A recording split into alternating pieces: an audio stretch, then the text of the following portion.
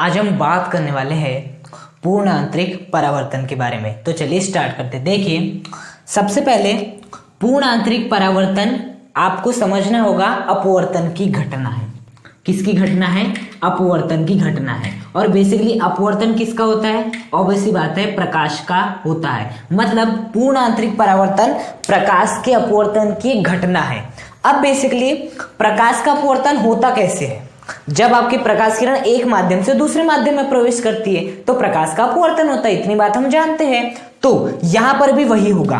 आपको इस प्रकार से पृथककारी प्रश्न लेना है।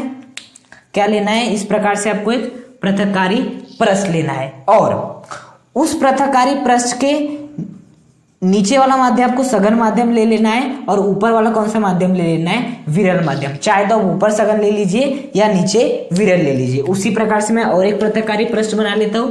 इसमें भी यदि यहां पर मैंने नीचे वाला माध्यम सघन लिया हूं तो ऊपर वाला माध्यम कैसे लूंगा? विरल लूंगा। और यदि आप ऊपर वाला माध्यम सघन लेते हैं तो नीचे वाला विरल लेना पड़ेगा। यहां पर भी वैसे हो जाएगा। मैंने क्या लिया? नीचे वाला माध्यम सघन माध्यम, इस पृथककारी प्रश्न के ऊपर वाला माध्यम विरल माध्यम। तो प्रकाश के अपवर्तन की घटना में या तो प्रकाश सघन से विरल जाती है, विरल से सघन जाती है। यहां पर हमें प्रकाश किरण को कहां से कहां भेजना है? हमें भेजना है सघन से विरल माध्यम में। कहां से कहां भेजना है? सघन माध्यम से विरल माध्यम में भेजना है। तो मैं क्या भेजता हूं? प्रकाश किरण को इस प्रकार से भेजता हूं। ये मैं सघन माध्यम से प्रकाश किरण भेज रहा हूं ताकि वो विरल माध्यम में जाके अपवर्तित हो सके। तो बेसिकली ये कौन सी किरण हो गई? आपकी आपतित किरण हो गई। ये वाली आपतित किरण किस बिंदु पर आपतित हो रही है? इस बिंदु पर आपतित हो रही है। तो बेसिकली इस आपतित बिंदु पर यदि मैं अभिलंब बनाना चाहूंगा तो वो बेसिकली क्या होगा? इस पृथककारी पृष्ठ के क्या होगा?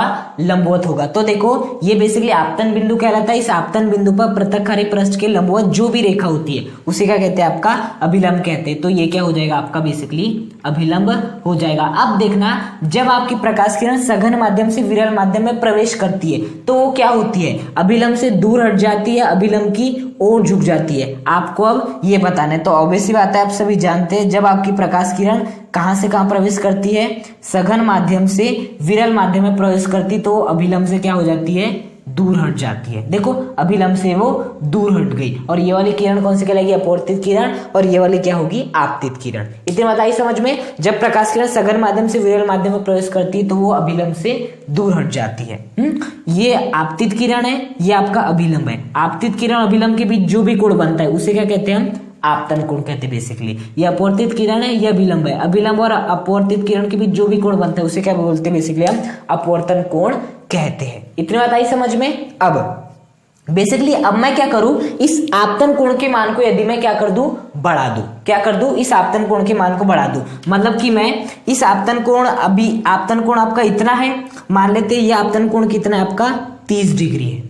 कितना है? 30 डिग्री है। अब बेसिकली मैं आपतन कोण के मान को बढ़ाऊंगा, मतलब 30 डिग्री से क्या करूंगा? तो 40 डिग्री, 50 डिग्री या 35 डिग्री, लेकिन मैं आपतन कोण के मान को बढ़ाऊंगा। ओके, तो मैं क्या बना लेता हूं? पहले आपका अभिलंब बना लेता हूं। अभी कितना एंगल बन रहा है? अभी आपतन कोण का मान कितना है? 30 डिग्री। मतलब कितना एंगल बन रहा है आपका? 30 डिग्री का एंगल बन रहा है। अब मैं आपतन कोण के मान को बढ़ा दूंगा। मतलब आपतन कोण के मान को बढ़ा के मैं कितना कर दूंगा? बेसिकली आपका आपतन कोण के मान को बढ़ाकर मैं कर दूंगा अब 40 डिग्री। कितना कर दूंगा? बेसिकली 40 डिग्री कर दूंगा। तो देखो, मैंने आपतन कोण के मान को बढ़ा दिया। पहले 30 था, 40 हो गया। आप देख भी सकते हैं, यहाँ पर आपतन कोण ज्यादा है, यहाँ पर आपतन कोण कम है। तो बताओ अपवर्तन कोण पर क्या प्रभाव पड़ेगा? ऑब्वियस सी बात है, अपवर्तन कोण भी बढ़ जाएगा। जब आपकी प्रकाश किरण ऐसे जा रही थी तो ऐसे जा रही थी। अब यदि आप इसे बढ़ाते हो तो बेसिकली ये भी इधर हो जाएगी, तो ये भी बेसिकली कहां पे आ जाएगी? यहाँ पे आ जाएगी। बेसिकली क्या हो जाएगी? इस प्रकार से हो जाएगी बेसिकली। पहले जो आपका अपवर्तन कोण था वो बेसिकली कितना सा था? इतना सा था। अब अपवर्तन कोण आपका कितना हो गया? इतना बड़ा हो गया। तो यदि मैं आपतन कोण के मान को बढ़ाता हूं, आपतन कोण के मान को बढ़ा दिया तो आपके ये जो अपवर्तन कोण था जो बेसिकली इतना था वो कितना हो गया? इतना हो गया। अपवर्तन कोण का मान भी बढ़ जाता है। अब यदि मैं क्या करूं? अपवर्तन आपके जो आपतन कोण के मान को और बढ़ा दूं, मतलब मैं 40 डिग्री से बढ़ा के कितना कर देता हूँ? 50 डिग्री कर देता हूँ। तो देखते हैं क्या स्थिति बनती है। मतलब 40 डिग्री से बढ़ा के मैं कितना कर दूंगा? आपका 50 डिग्री कर दूंगा। कितना कर दूंगा? बेसिकली बढ़ा के 50 डिग्री कर दूंगा। तो बताओ इस अपवर्तन कोण का मान क्या हो जाएगा? और भी बढ़ जाएगा। बेसिकली कितना हो जाएगा? और भी बढ़ जाएगा। हम मान लेते हैं अपवर्तन कोण का मान आपका कितना बढ़ जाता है? अपवर्तन कोण का मान बढ़ के आपका इतना हो जाता है, हो जाएगा इतना।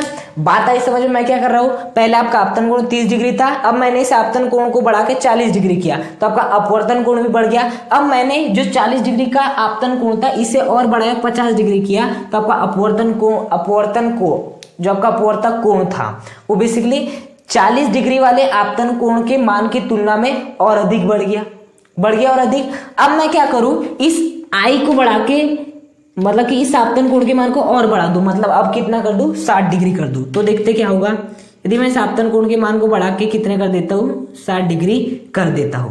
कितना कर देता हूं, 60 डिग्री कर देता हूं, मतलब आपतन कोण के मान को मैं बढ़ाता हूं। तो क्या होगा कि ये जो आपकी ये वाली रेखा है, जो आपकी अपवर्तित किरण है, वो इस पृथककारी पृष्ठ के साथ साथ चलने लगेगी। वो क्या होगी, इस पृथककारी पृष्ठ के साथ साथ चलने लगेगी और यहाँ पर आपका जो भी अपवर्तन कोण होगा वो बेसिकली कितने डिग्री का हो जाएगा, 90 डिग्री का हो जाएगा। कितने डिग्री का हो जाएगा, 90 डिग्री का हो जाएगा। तो बेसिकली इस परिस्थिति में आपका जो भी आपतन कोण होता है उसे बेसिकली क्या कहते हैं, हम क्रांतिक कोण कहते हैं। और इससे किसे प्रदर्शित करते हैं, आईसी से प्रदर्शित करते हैं। तो आई बात समझ में? जब भी हम आपतन कोण के मान को बढ़ाते जाते हैं, आपतन कोण के मान को बढ़ाते जाते हैं, जैसा कि आपने देखा भी था, तो अपवर्तन कोण का मान भी क्या होते जाता है, बढ़ते जाता है। अपवर्तन कोण का मान भी क्या होता जाता है, बढ़ते जाता है। एक स्थिति ऐसी प्राप्त होती है, आपतन कोण के मान को बढ़ाते बढ़ाते, आपतन कोण के मान को बढ़ाते बढ़ाते एक स्थिति ऐसी प्राप्त होती है जब आपके अपवर्तन कोण का मान कितना हो जाता है, 90 डिग्री हो जाता है। इस स्थिति में जो भी आपका आपतन कोण होता है उसे बेसिकली हम क्या कहते हैं, क्रांतिक कोण कहते हैं। मतलब क्रांतिक कोण वह आपतन कोण है, क्रांतिक कोण वह आपतन कोण है जिस पर अपवर्तन कोण का मान कितना हो जाता है, 90 डिग्री हो जाता है।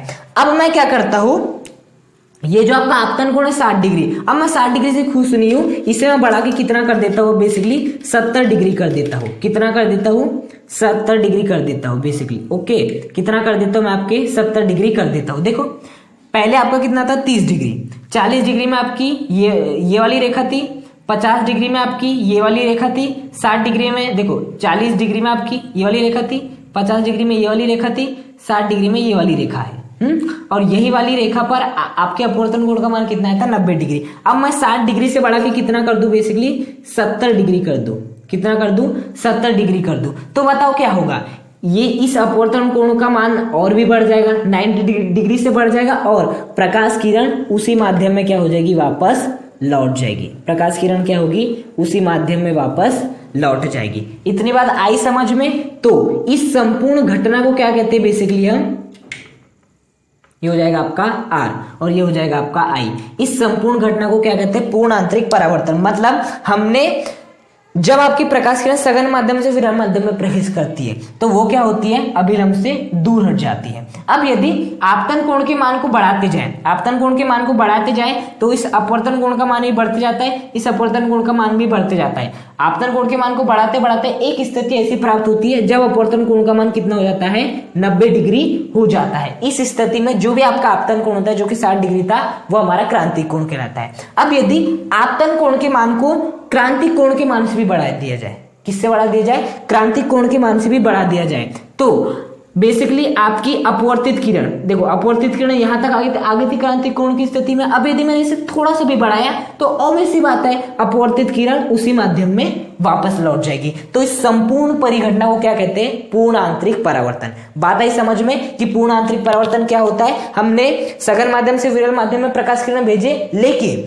क्रांतिक कोण से हमने जैसे मान बढ़ाया आपतन कोण का तो क्या हो गया, बेसिकली प्रकाश किरण उसी सघन माध्यम में वापस लौट गई। ये कौन सा है, सघन माध्यम। देखो सघन माध्यम से प्रकाश किरण भेजे थे, सघन माध्यम में क्या हो गई, वापस लौट गई। तो इस संपूर्ण परिघटना को क्या कहते हैं, पूर्ण आंतरिक परावर्तन कहते हैं। अब मैं इसे अच्छे से डेफिनेशन बता देता हूं आपकी। पूर्ण आंतरिक परावर्तन प्रकाश के अपवर्तन की घटना है जिसमें प्रकाश किरण सघन माध्यम से विरल माध्यम में प्रवेश करती है। जब कोई प्रकाश किरण सघन माध्यम से विरल माध्यम में प्रवेश करती है तो वो अभिलंब से दूर हट जाती है। अब यदि आपतन कोण के मान को और बढ़ाया जाए, आपतन कोण के मान को और बढ़ाया जाए तो अपवर्तन कोण का मान भी क्या होते जाता है, बढ़ते जाता है। आपतन कोण के मान को बढ़ाते बढ़ाते एक स्थिति ऐसी प्राप्त होती है जब अपवर्तन कोण का मान कितना हो जाता है, 90 डिग्री हो जाता है। इस स्थिति में जो भी आपतन कोण होता है उसे बेसिकली क्या कहते हैं, क्रांतिक कोण कहते हैं। अब यदि आपतन कोण के मान को क्रांतिक कोण से भी बढ़ा दिया जाए, क्रांतिक कोण से मान से भी बढ़ा दिया जाए तो बेसिकली अपवर्तित किरण उसी माध्यम में वापस लौट जाती है। इस संपूर्ण परिघटना को क्या कहते हैं, पूर्ण आंतरिक परावर्तन कहते हैं। ओके, अब बेसिकली यदि हम इसके एग्जाम्पल की बात करें तो इसका सबसे अच्छा एग्जाम्पल होता है आपका रेगिस्तान की मरीचिका, जो कि बेसिकली हम पढ़ने वाले हैं कि रेगिस्तान की मरीचिका क्या है और ये बेसिकली क्या होती है। ओके, ये हो गया फर्स्ट एग्जाम्पल। दूसरा एग्जाम्पल आप देखते हैं ना, जो हीरा है, हीरा देखे होंगे तो जो हीरा चमकता है ना, वो हीरा भी क्यों चमक पाता है, आपके इसी घटना के कारण आपको हीरा चमकता हुआ दिखाई देता है, पूर्ण आंतरिक परावर्तनीय घटना के कारण। और तीसरा है आपका प्रकाशिक तंतु। प्रकाशिक तंतु इस चैप्टर का वेरी इंपॉर्टेंट टॉपिक है जिसे हम कवर करने वाले हैं कुछ वीडियोस के बाद। तो प्रकाशिक तंतु भी इंपॉर्टेंट टॉपिक है। तो पूर्ण आंतरिक परावर्तन और इसके क्या हो गए, 3 उदाहरण हो गए बेसिकली।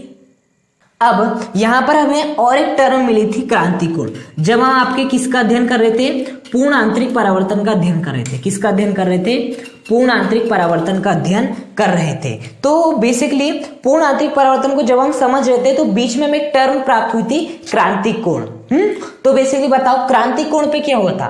क्रांतिक कोण पे आपके अपवर्तन कोण का मान कितना हो गया था, 90 डिग्री हो गया था। क्रांतिक कोण पे आपके अपवर्तन कोण का मान कितना हो गया था, 90 डिग्री हो गया था। मतलब क्रांतिक कोण वह आपतन कोण है, क्रांतिक कोण वह आपतन कोण है जिस पर अपवर्तन कोण का मान कितना हो जाता है, 90 डिग्री हो जाता है। क्या हो जाता है, 90 डिग्री हो जाता है। यदि मैं डायग्राम के माध्यम से समझाना चाहूं तो बेसिकली ये हो गया आपका पृथक्कारी पृष्ठ और ये क्या हो गया आपका अभिलंब। अब बेसिकली आपने प्रकाश किरण भेजे सघन माध्यम से विरल माध्यम, तो अभिलंब से दूर उठ गई। अब आप आपतन कोण के मान को बढ़ाते गए जिससे कि अपवर्तन कोण का मान भी बढ़ता गया। एक स्थिति ऐसी प्राप्त हो गई बेसिकली जब आपके अपवर्तन कोण का मान कितना हो गया, 90 डिग्री हो गया। जब अपवर्तन कोण का मान कितना हो गया, 90 डिग्री हो गया। इस स्थिति में आपका जो भी आई होता है, इस स्थिति में आपका जो भी आई मतलब आपतन कोण, जो भी आपतन कोण होता है वही क्या कहलाता है, आपका क्रांतिक कोण आईसी कहलाता है। मतलब क्रांतिक कोण वह आपतन कोण है जिस पर अपवर्तन कोण का मान कितना हो जाता है, 90 डिग्री हो जाता है। इतनी बात आई समझ में। क्रांतिक कोण वह आपतन कोण है जिस पर अपवर्तन कोण का मान 90 डिग्री हो जाता है और इसे किस अक्षर से प्रदर्शित करते हैं, आईसी से प्रदर्शित करते हैं।